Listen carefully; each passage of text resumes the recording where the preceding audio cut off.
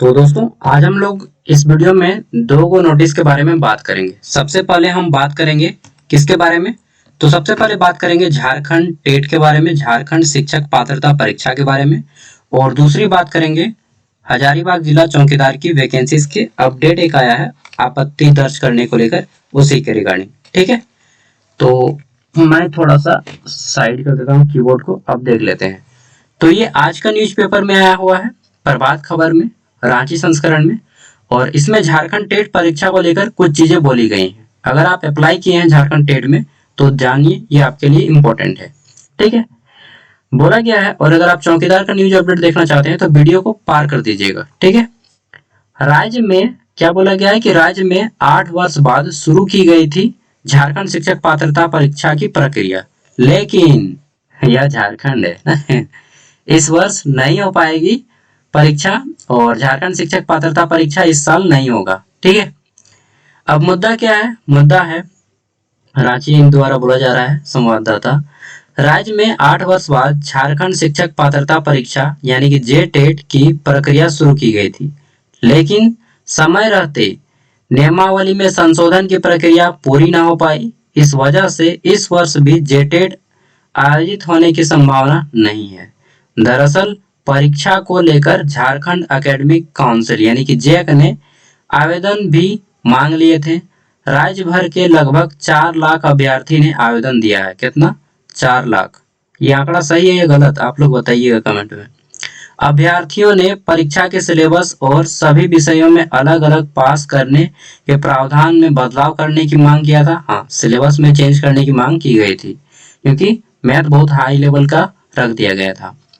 अगला है, अभ्यर्थियों का कहना था कि सिलेबस व परीक्षा के पास करने का प्रावधान एनसीटीई की गाइडलाइन के अनुरूप नहीं है। बाद में शिक्षा विभाग ने अभ्यर्थियों की मांग के अनुरूप नियमावली में बदलाव का निर्णय लिया। इसके लिए कमेटी गठित की गई। कमेटी की रिपोर्ट के अनुसार सिलेबस व परीक्षा पास करने को लेकर तय प्रावधान में बदलाव को लेकर तैयारी शुरू की गई, लेकिन इसकी प्रक्रिया पूरी नहीं हो सकी है। क्यों? क्योंकि यह झारखंड है ठीक है, यहाँ पे जीते जी नर्क आपको देखने को मिल जाएगा। बस आप गवर्नमेंट एग्जाम की तैयारी कीजिए ना, झारखंड का नर्क क्या होता है पता चल जाएगा। ठीक है, मतलब वैसी जिंदगी आ जाती है। झारखंड के भरोसे इसलिए मत रहिए अगर आप फ्रेशर कैंडिडेट हैं तो। आगे देखते हैं तो क्या बोला गया है, मैट्रिक इंटर की परीक्षा के बाद ही संभव होगा जेटेट। कब होगा? तो मैट्रिक इंटर के बाद, मतलब आपका अप्रैल पहुंच जाएगा यार। और वर्ष 2016 के बाद नहीं हुई परीक्षा, इसको तो सबको जानता है। बोला गया है कि फिलहाल राज्य में विधानसभा चुनाव हो रहे हैं। संभावना जताई जा रही कि अब नई सरकार गठन के बाद ही नियमावली में बदलाव की प्रक्रिया हो पाएगी। सिलेबस में बदलाव के बाद अभ्यर्थियों को कम से कम 1 माह का समय देना होगा। वहीं फरवरी से मैट्रिक इंटर की परीक्षा संभावित है। ऐसे में अब मैट्रिक इंटर की परीक्षा के बाद ही झारखंड शिक्षक पात्रता परीक्षा होने की संभावना जताई जा रही है। दैट मीन्स आपका जो एग्जाम है अप्रैल पहुंच गया है। ठीक है, समय रहते नियमावली में नहीं हुआ संशोधन, अब अगले साल ही परीक्षा हो पाएगी और उसमें भी संशोधन होगा। संशोधन में फिर अगर कहा कीजिए हुआ तो फिर और टाइम लगेगा। ठीक है, अब देख लेते हैं। तो यहाँ पे ये तो हो गया कि अभी आप लोग का एग्जाम नहीं होगा, प्राइवेट स्कूल ज्वाइन कर लीजिए और पढ़ाइए और अपना लाइफ को आगे बढ़ाइए, नहीं तो बुढ़ा जाइएगा। अब देख लेते हैं हजारीबाग जिला चौकीदार का, ठीक है, अपडेट क्या आया हुआ है। तो अगर आप हजारीबाग जिला से हैं चौकीदार के लिए अप्लाई किए थे तो देखिए एक नोटिस आया हुआ है और इसमें ऑब्जेक्शन देने का बात कहा गया है। और ये नोटिस आपको 23 अक्टूबर को रिलीज किया गया है। इसमें देखिए, इसका लिंक आपको मैं वीडियो का डिस्क्रिप्शन में दे दूंगा। बोला क्या गया है, देखिए बोला गया है कि अगर आपको कोई भी आपत्ति है, ठीक है, कुछ भी गलत है तो आप इसका सुधार कर सकते हैं। और सुधारने के लिए 24 तारीख से यानी कि आज से 30 तारीख तक आप अपना समरनालय भवन यानी कि डीसी ऑफिस जाकर के सुधारना होगा। समरनालय भवन ग्राउंड फ्लोर के कमरा संख्या A001 में 10 बजे से पूर्वाह्न 6 बजे तक, शाम के 6 बजे तक आपका जो है आमंत्रण किया जाता है।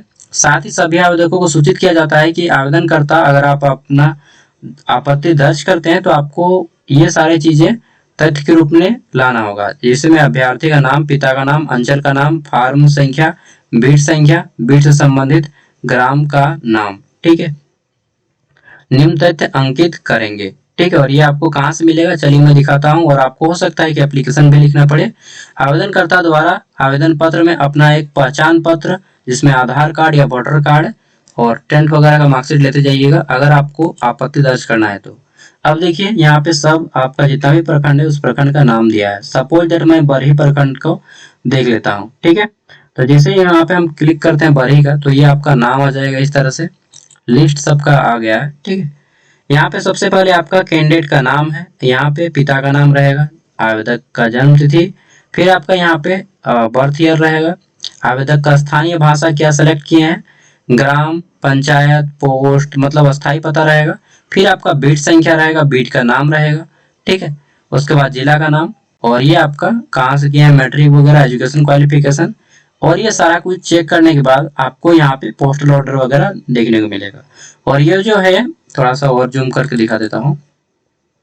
ठीक है, यहाँ पे देखिए लिखा क्या हुआ है इसमें, स्क्रूटनी दल द्वारा दर्ज की गई अभ्यर्थी रिजेक्टेड और एक्सेप्टेड। यहाँ पे देखिए अगर आपका एक्सेप्टेड है दैट मीन्स आपको जाने की जरूरत नहीं है, आपका हो गया काम। ठीक है, चलिए अब आप लोग एग्जाम की तैयारी कीजिए, जिसका एक्सेप्टेड हो चुका है, एग्जाम इलेक्शन के बाद होगा। और यहीं पे देख लेते हैं, तो जिसका देखिए रिजेक्टेड किया गया है बी। ठीक है, तो यहाँ पे इनको कुछ रीजन दिया गया है। रीजन क्या दिया गया है कि आवेदक आवेदित बीट ग्राम का निवासी नहीं है, और जो बीट ग्राम का निवासी नहीं है उसका फॉर्म जाने से भी नहीं सुधरेगा।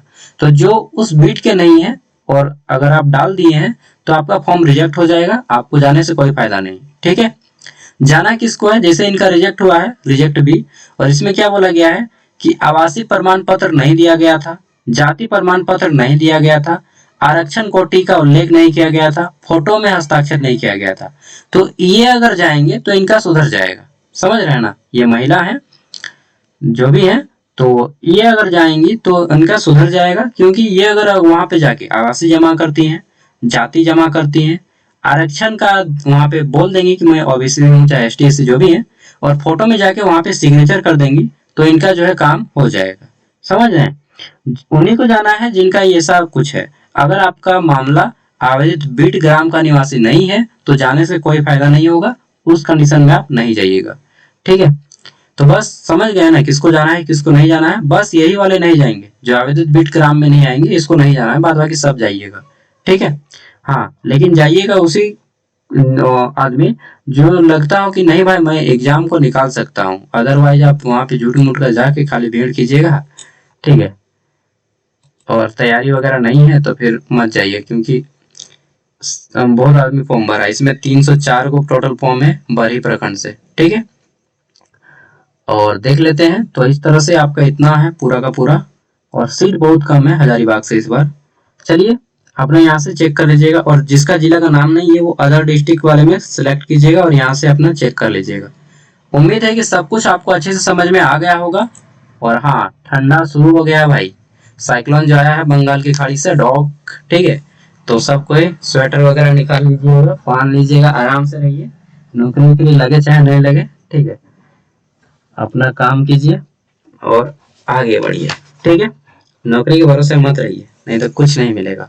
हाँ रहिए लेकिन अपना काम के साथ, बैकअप के साथ। ठीक है, कहते हैं ना कि अपना एक बैलेंस लेके चलो, जो भी है सेकंड ऑप्शन। ठीक है, तो वही लेके चलिए। थैंक यू, बाय, मिलते हैं नेक्स्ट वीडियो में। और क्या बोलेंगे, जो भी है यही है भाई। जोहार झारखंड।